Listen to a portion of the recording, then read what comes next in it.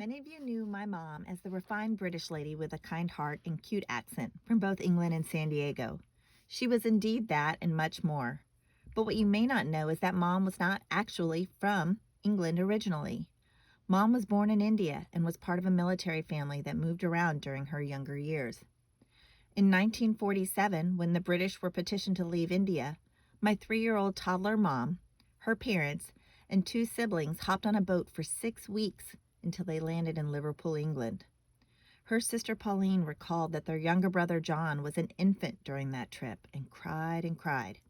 Their dad would walk the decks at night trying to soothe them, while also trying to resist throwing him overboard. Once the family arrived on boat to Liverpool, they were immediately sent to be stationed in Austria, where Mom lived until she was 11. Her family eventually got stationed in southern England at the Bovington military base, where Mom spent her remaining teen years. As a very young woman, my mom made a move that still blows my mind today, especially if you knew my mom well. She was not a big agent of change, preferring routine and consistency in her day-to-day.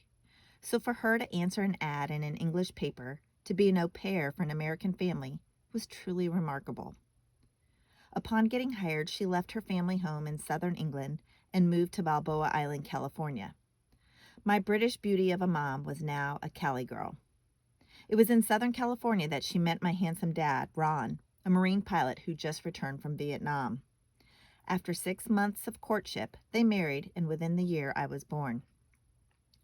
They relocated to San Diego a few years after my birth, and Mom spent the next 40-plus years of her life living in America's finest city.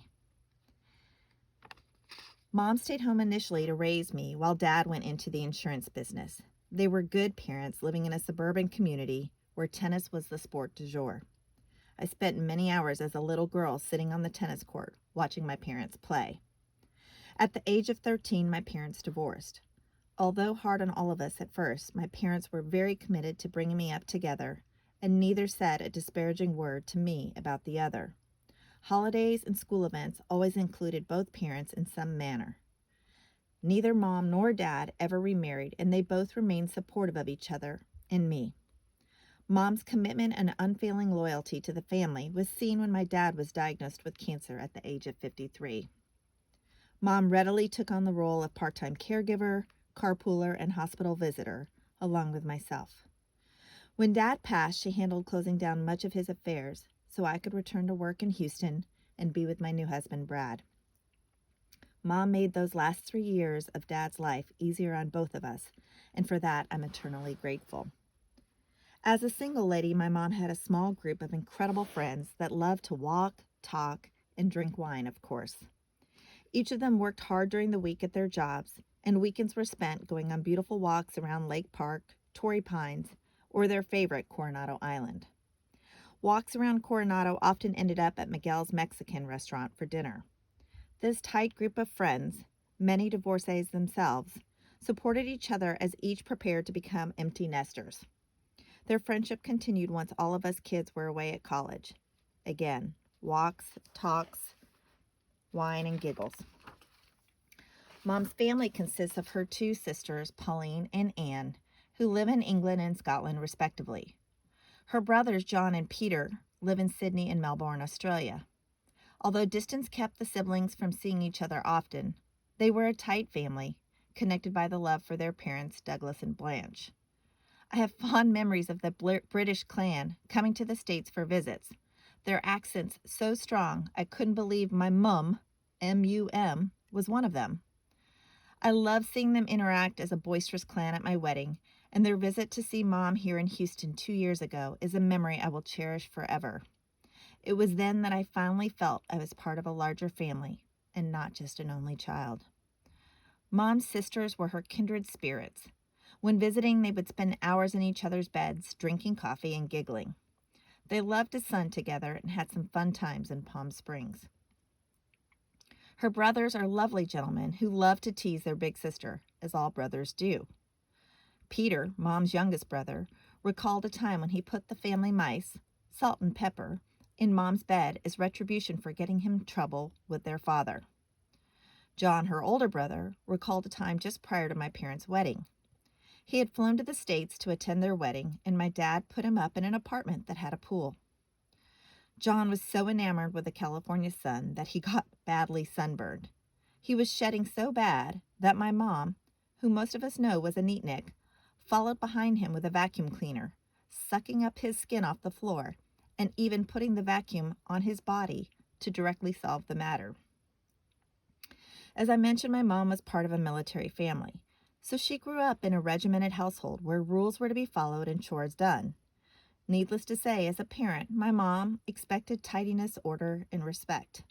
As a teen, I could never understand how she knew I had friends over while she was at work. Well, she could tell by the footprints in the carpet. Sneaking my boyfriend over was never an option.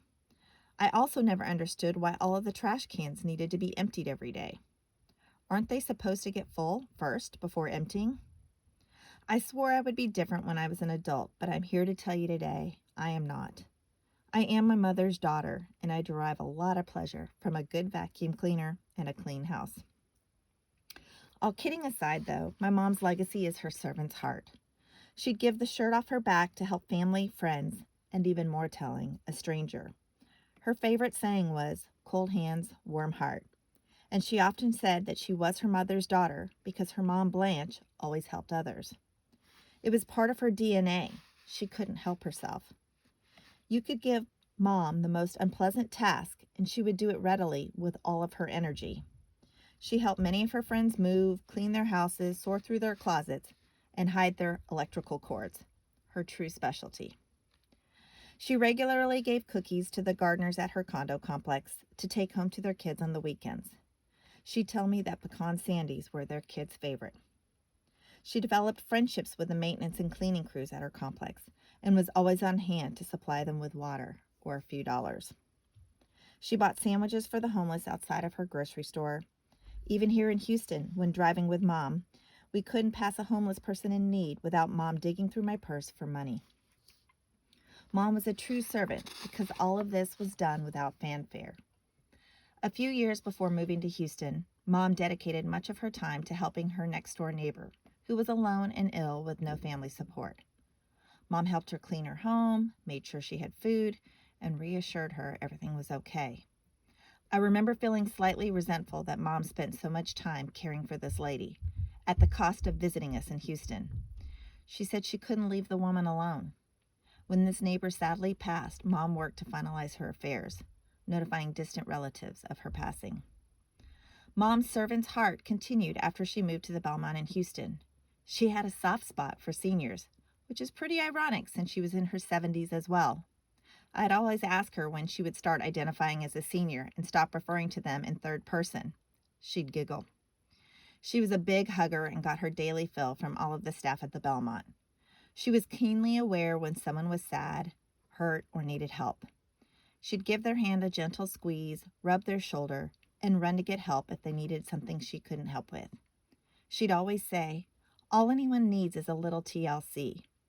It was her mission to offer just that. She loved the people, the music, and the food at the Belmont. And she loved her coffee. Mom could often be found hanging in the bistro, drinking coffee with her favorite buddies. She would always tell me she had good friends there. In closing, I thought I had more time with Mom. Not long, perhaps a couple of months. I finally had everything prepared for us to spend great quality time together. Great caregivers so she would never be alone, a comfortable room, and a new cot for me to sleep on. This time was going to be our time. Time to share stories and not focus on the battle anymore. Time to share how we felt. But God had different plans for you, Mom. He knew your road ahead was wearisome, and so he called you to his home to spare you pain. He is a good and generous God. So I'm left here with lots to say, but your bed is empty. I hope you were listening. I love you. You were a great woman, a great mother, a great friend, and an amazing servant of his kingdom.